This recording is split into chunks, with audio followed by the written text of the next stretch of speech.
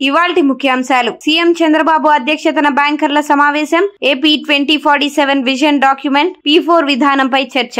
ఎంఎస్ఎంఈలకు ఆర్థిక సాయం, క్రెడిట్ పాలసీలపై చర్చ.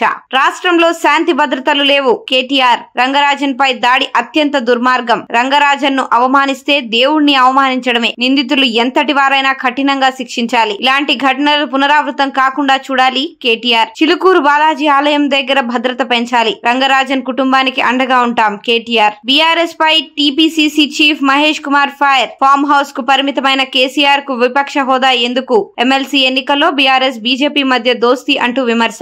ఎమ్మెల్సీ ఎన్నికల్లో పోటీకి బీఆర్ఎస్ కు అభ్యర్థులే లేరని ఎద్దేవా. తెలంగాణలో భారీగా విద్యుత్ వినియోగం. 16,000 మెగావాట్లకు చేరువలో విద్యుత్ డిమాండ్. ఈ నెల 7న అత్యధికంగా 15,920 మెగావాట్లు. వేసవి, యాసంగి పంటల ప్రభావంతో పెరిగిన డిమాండ్. ఎంత డిమాండ్ ఉన్నా విద్యుత్ సరఫరా చేస్తామన్న భట్టి. రేపు విద్యుత్ సంస్థల అధికారులతో భట్టి సమీక్ష.